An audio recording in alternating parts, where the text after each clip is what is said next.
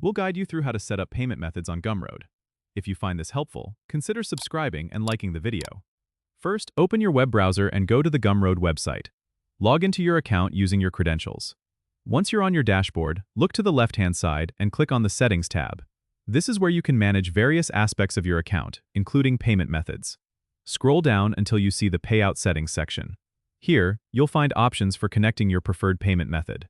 Click on Add Payout Method to get started. You'll have two main options: connect your PayPal account or enter your bank account details for direct deposits. If you choose PayPal, click on the PayPal option and follow the prompts to log in and authorize Gumroad. If you prefer bank transfers, click on the bank option and enter your bank details, including the account number and routing number.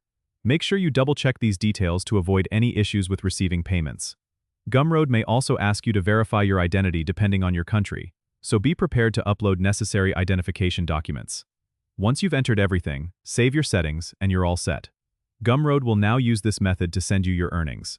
It's always a good idea to check if there are any specific requirements or fees associated with your chosen method, especially if you're working internationally.